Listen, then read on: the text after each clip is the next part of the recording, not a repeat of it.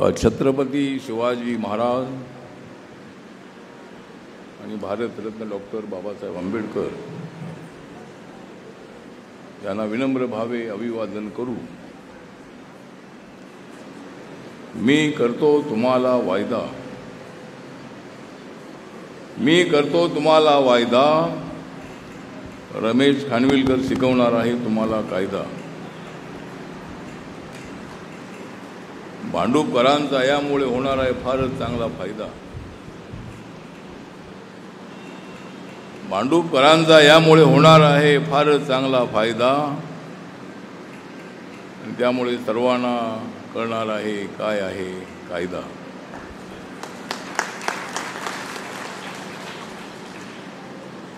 रमेश खानविलकरांनी सुरू केले आहे कॉलेज विधी, रमेश खानविलकरांनी कॉलेज सुरू केले आहे विधी, तुम्हाला मुळीच कमी पडणार नाही निधी। तर हे कॉलेज लॉ कॉलेज आपण सुरू केलेलं आहे। उज्ज्वल निकम हे या ठिकाणी उपस्थित आहे। ते राज्यसभेचे खासदार तर आता आहे, पण कायद्याचा अत्यंत चांगला अभ्यास असणारे अशा पद्धतीचे ते फरडे वकील आहे। अनेक लोकांना फाशी देण्याचं काम, ज्यांनी गुन्हा केलेला आहे त्यांना जन्मठेप देण्याचं काम,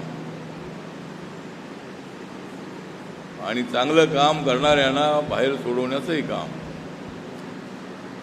उज्ज्वल निकम यांनी केलेलं आहे। आणि आज ते माझ्यासोबत राज्यसभेत आहे। द्रौपदी मुर्मूजी ज्या महामहिम राष्ट्रपती आहेत, आपले गोगावले सेठ या ठिकाणी आलेले आहेत, त्यांचं टाळ्यांच्या गजरामध्ये स्वागत करा। भरत गोगावलेजी आमचे महाडचे आमदार आहेत, मंत्री आहेत,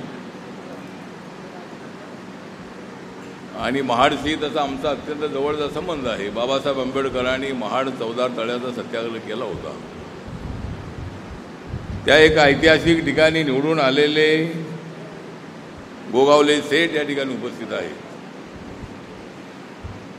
माननीय एकनाथ शिंदेजी जे डेप्युटी सीएम आहेत,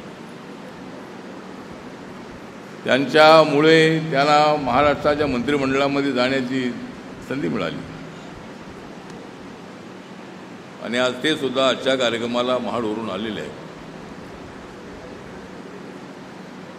या ठिकाणी अनेक मान्यवर उपस्थित आहेत। आपले महाराष्ट्र बार कौन्सिलचे अध्यक्ष ढोले पाटील देशमुखजी उपस्थित आहेत। महेश गरोडिया, जे गरोडिया नगर घाटकोपरमध्ये आहे, त्या ठिकाणी म्हणजे ते भांडूपमध्ये राहणारे ते बिल्डर आहे। सध्या बिल्डरचं काम त्यांचं बंद आहे, पण पूर्वीच्या काळामध्ये त्यांनी अत्यंत चांगल्या बिल्डिंग बांधलेले आहे, ते सुद्धा या ठिकाणी उपस्थित आहे। या ठिकाणी राजोल संजय पाटील आमचे मित्र आहेत, खासदार आहेत, पूर्वी आमच्यासोबत होते, आता आमच्यासोबत नाहीत, पण नसले तरी ते खासदार आहेत, आमचे चांगले मित्र आहेत। आणि त्यांची मुलगी राजोल ही सुद्धा मंचेगावर उपस्थित आहे। महावीर माने आहेत, प्रकाश केराळे आहेत, आमचे अजित रणदिवे जिल्ह्याचे अध्यक्ष आहेत, बाळू नाईक तालुक्याचे अध्यक्ष आहेत, चंद्रशेखर कांबळे आहेत, सचिन बनसोडे आहेत, विनोद जाधव आहेत, असे अनेक आपले जे कार्यकर्ते आहेत ते कार्यकर्ते या ठिकाणी उपस्थित आहेत। आणि या ठिकाणी खानविलकर लॉ कॉलेजसाठी अनेक वेळेला मुंबईला आले, मला माझ्या ऑफिसमध्ये भेटले, मी सुद्धा अनेक वेळेला त्यांच्यासाठी प्रयत्न केलेला आहे, आणि त्यांना लॉ कॉलेज मिळालेलं आहे। 60 विद्यार्थ्यांची एक तुकडी ही त्यांना आता मिळालेली आहे आणि प्रत्येक वर्षाला एक तुकडी वाढत जाणार आहे. आणि भांडूपच्या मुलांना तिकडे मुंबईला जाणं आणि इतर ठिकाणी जाणं हे अडचणीत असल्यामुळं या ठिकाणी ग्रॅज्युएट झालेल्या ज्या मुलांना लॉची पदवी घ्यायची आहे त्यांना याच ठिकाणी कॉलेज त्यांना हे मिळालेलं आहे. आणि खानविलकर हे अत्यंत चिकाटी असणारे अशा पद्धतीचे ते कार्यकर्ते आहेत, शिक्षण तज्ज्ञ आहेत आणि त्यांचं जे चरित्र आहे ते वादळवाढ. आपण चरित्र लिहिलेलं आहे वादळवाढ. आपण लांजातून तुडवत आलेले आहात अनेक घाट. या भांडूपमध्ये तुमच्यामुळे आलेली आहे शिक्षणाची लाट. या भांडूपमध्ये तुमच्यामुळे आलेली आहे शिक्षणाची लाट. म्हणूनच माझी तुमच्यासोबत पडलेली आहे गाठ. वादळवाढच्या प्रकाशनासाठी आपण मला बोलावलं होतं आणि अत्यंत सिन्सिअर असणारा माणूस. त्यांच्या वडिलांच्या पासून त्यांनी शिक्षण संस्था सुरू केली आणि अनेक फॅकल्टी सुरू करू अनेक विद्यार्थ्यांना शिक्षणदान शिक्षण देण्याचं काम आपल्यामार्फत होत आहे. शिक्षणामुळे आपल्या जीवनामध्ये परिवर्तन होतं. आपल्याला माहीत नसेल की डॉक्टर बाबासाहेब आंबेडकर साताऱ्याच्या शाळेमध्ये शिकत असताना बाबासाहेब आंबेडकरांना शाळेच्या आतमध्ये बसता येत नव्हतं. त्या काळामध्ये अस्पृश्यता एवढ्या मोठ्या प्रमाणामध्ये होती की बाबासाहेब आंबेडकरांचा जन्म ममूमध्ये झाला होता. त्यांचे वडील आर्मीमध्ये सुभेदार होते आणि त्यांची नोकरी आर्मीची संपल्यानंतर त्यांचे वडील सुभेदार रामजी सकपाळ हे साताऱ्यामध्ये आले होते. आणि तसं बाबासाहेब आंबेडकरांचं मूळ गाव आहे ते अंबडवे गाव आहे, मंडणगड तालुक्यामध्ये, रत्नागिरी जिल्ह्यामध्ये. तर त्यावेळेला बाबासाहेब आंबेडकर शाळेच्या आतमध्ये बसू शकत नव्हते. पण आज मात्र समाजामध्ये परिवर्तन होत आहे. आज अनेक जातीचे धर्माचे लोक आपल्याला एकमेकाला भेटतात. या देशामध्ये संविधान लागू झालेलं आहे. या देशामध्ये कायदा आलेला आहे आणि कायद्यापेक्षा कुणी मोठा असू शकत नाही. कायदा सर्वश्रेष्ठ आहे, संविधान हे सर्वश्रेष्ठ आहे. जात धर्म भाषा हे सगळं आपलं आहेच आहे. पण देशाची एकता टिकवायची असेल तर संविधान डोळ्यासमोर ठेवून आपण पुढे जाण्याची जबाबदारी आपली आहे. आणि त्यामुळं कायदा हा अत्यंत चांगल्या पद्धतीनं आम्ही अंमलात आणतो. पार्लमेंटला कायदे करण्याचा अधिकार आहे. सुप्रीम कोर्ट आहे, सुप्रीम कोर्ट त्यांना पूर्णपणे अधिकार आहे. काल मालेगाव बॉम्बलाचा जो निकाल आहे तो निकाल लागला, पोलिसांना काही एव्हिडन्स देता आले नाही आणि त्यामुळे बॉम्बलासमधले जे मस्जिदीवर झालेला बॉम्बलास होता त्याच्यामधले सगळे आरोपी सुटले. तर कोर्टामध्ये अनेक वेळेला एव्हिडन्सेस आले नाहीत तर त्या ठिकाणी जेची अडचण असते आणि पोलिसांना एव्हिडन्स देता आले नाही. आता एक अधिकारी सांगतोय की आमच्यावर दबाव होता. मला असं वाटतं की सरकारचा दबाव पोलिसांवरती जरी कोणी आणलाही तरी पोलिसांनी वर्दीचा मान राखला पाहिजे, कायद्याचा मान राखला पाहिजे. कुणालाही पकडा आणि कुणालाही पकडू नका असं जरी सांगितलं तरी पोलिसांनी कुणाचं तसं ऐकता कामा नये. त्यांनी त्याचा अभ्यास करणं अत्यंत आवश्यक आहे. आता म्हणतायत की ते आम्हाला वरून आदेश होता याला पकडा ते त्याला पकडा, आता ते अधिकारी तर सांगतात. तर मला असं वाटतं की कायदा हा फार मोठा आहे. कुणावर अन्याय करता कामा नये. जो कोणी अन्याय करेल त्याला सजा होणं अत्यंत आवश्यक आहे. पण ज्याने अन्याय केला नसेल त्याला सजा देण्याचा प्रयत्न कोर्टाच्या माध्यमातून कधी होत नाही. आणि म्हणून उज्ज्वल निकमसारखे अत्यंत फरडे वकील जे आहे हे आपले या ठिकाणी आहे 26/11 झालेला जो बॉम्बलास्ट होता, ताजमहाल हॉटेल आणि VT स्टेशन, CST स्टेशन अनेक ठिकाणी, आणि त्या ठिकाणी उज्ज्वल निकम यांनी ती केस अत्यंत चांगली गाजवलेली आहे. आपली बाजू खंबीरपणे मांडण्याचा प्रयत्न ते करत असतात आणि त्यांचं सगळ्या भारतामध्ये नाव आहे. जळगाव आहे त्यांचं गाव, पण साऱ्या भारतात आहे त्यांचं नाव. भारतामध्ये त्यांचं सगळं अत्यंत चांगले वकील म्हणून त्यांचं नाव आहे. कसाबला फाशी देण्याचं जे काम आहे ते काम त्यांच्या मार्फत झालेलं आहे. अशा पद्धतीने आपल्याला लॉची नितांत आवश्यकता आहे. रमेश खानविलकरांनी हा चांगला निर्णय घेतला. विधी महाविद्यालय आपल्या भांडूपमध्ये चालू करून त्यांनी आपल्या अनेक विद्यार्थ्यांना एक चांगला दिलासा दिलेला आहे. आणि जीवनामध्ये कायदा आपण शिकला पाहिजे. मी पार्लमेंटमध्ये 3 वेळेला होतो. काँग्रेसच्या अलायन्समध्ये मी 3 वेळेला लोकसभेत होतो. आता महायुतीच्या आणि NDAच्या अलायन्समध्ये 2 वेळेला मी राज्यसभेमध्ये आहे. पुढच्या वर्षी ते 3ऱ्यांदा पुन्हा मी राज्यसभेवर येईन. 3ऱ्यांदा आलो की 4थ्यांदा मी आल्याशिवाय राहणार नाही. त्यामुळे ठीक आहे, 3रा आणि 4था विषय नाही. पण कायदे करण्याचं जे हौस आहे त्या हौसमध्ये मला एवढे वर्ष राहण्याची संधी मिळाली. महाराष्ट्रातल्या जनतेने मला पाठिंबा दिला. दलित पॅंथरच्या काळामध्ये वस्तीमध्ये फिरणारा मी एक कार्यकर्ता होतो. गळ्यात बॅग अडकवून सातत्यानं मोर्चे काढणं, अन्यायाविरोधात आवाज उठवणं, न्याय मागण्यासाठी मंत्रालयामध्ये जाणं, आणि त्यामुळं माझी ओळख सगळ्या महाराष्ट्रामध्ये झाली. सगळे मुख्यमंत्री जे झाले या काळामधले ते मला सगळे ओळखत होते. बॅरिस्टर अंतोले साहेब असतील, शंकरराव चव्हाण असतील, विलासराव देशमुख असतील, देवेंद्र फडणवीस असतील,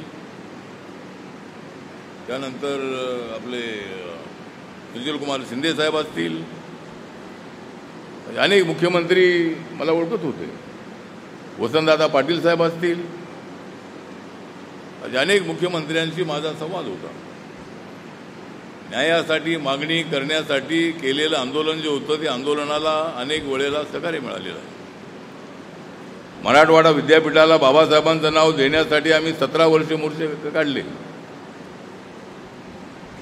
आणि मराठवाड्याच्या लोकांचं म्हणणं असं होतं की बाबा आमचं नाव का बदलत आहे. आमचं म्हणणं होतं की बाबासाहेब आंबेडकरांनी ज्यावेळेला औरंगाबाद आता छत्रपती संभाजीनगर आहे त्या ठिकाणी बाबासाहेब आंबेडकरांनी कॉलेजची सुरुवात केली, मिलिंद कॉलेज स्थापन केलं. पीपल्स एज्युकेशन सोसायटी स्थापना केली मुंबईमध्ये 1945ला. 8 जुलै 1945ला बाबासाहेबांनी ही सोसायटी सुरू केली. आणि हुतात्मा चौकाच्याच बाजूला आनंद भवन आहे, त्याच्या बाजूला बुद्ध भवन आहे, मोठ्या बिल्डिंग त्या ठिकाणी आहेत. आणि बाबासाहेब आंबेडकरांनी ही संस्था स्थापन करताना त्याच्यामध्ये 7 मेंबर हे दलित, 4 मेंबर जे आहे ते 4 मेंबर हे नॉन दलित.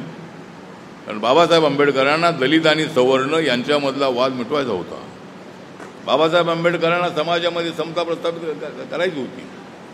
पिढ्यानपिढ्यापासूनचे जे काही विचारसरणी होती ती आता बदलत आहे. अनेक लोक आपल्या एकमेकांच्या सोबत राहत आहेत.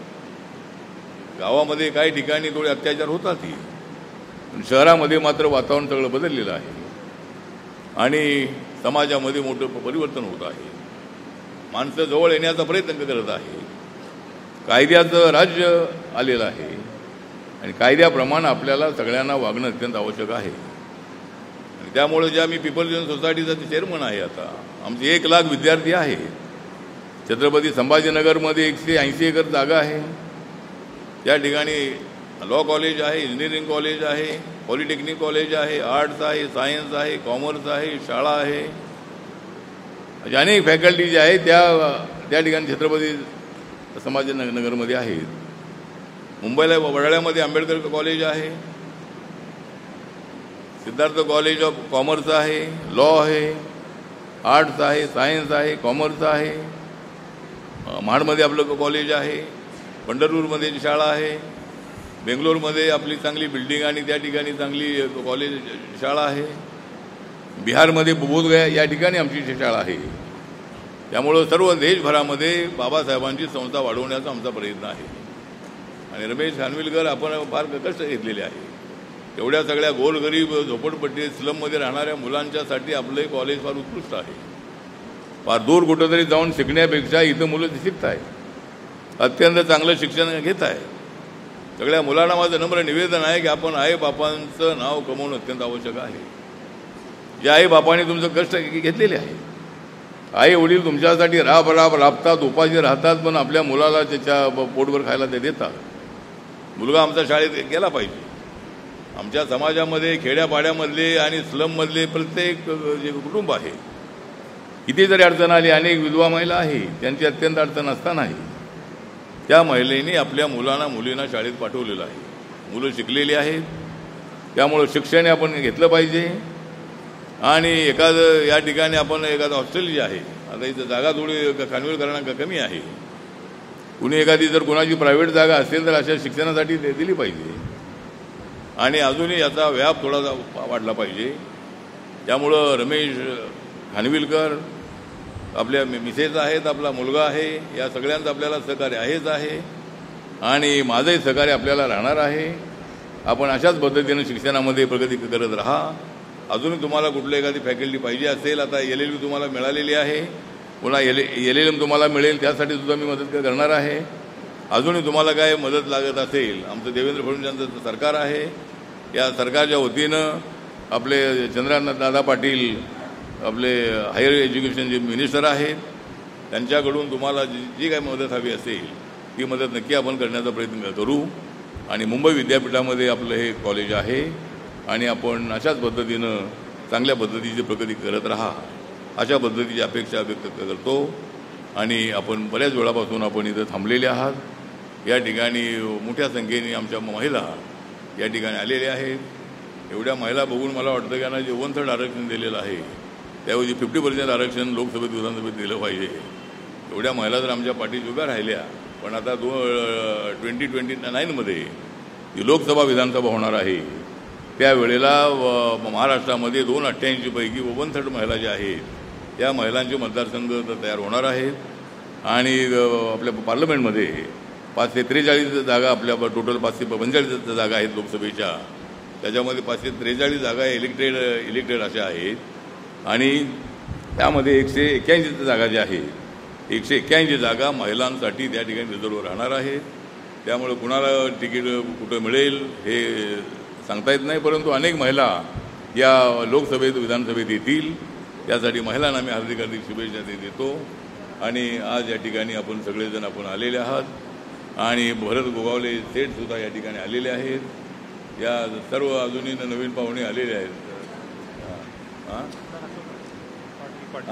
आमदार अशोक पाटील, आमदार अशोक पाटील हे सुद्धा या ठिकाणी आलेले आहेत. आणि दुसरं कोण,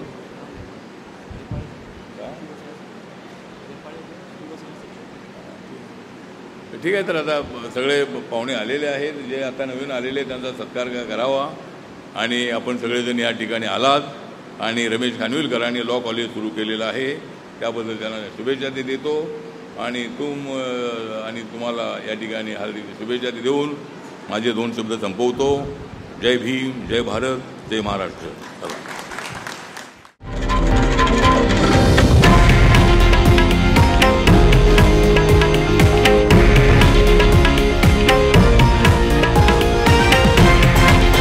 हे आहे देशातील नंबर 1 न्यूज नेटवर्क आणि आपण पाहत आहात TV9 मराठी, एकमेव.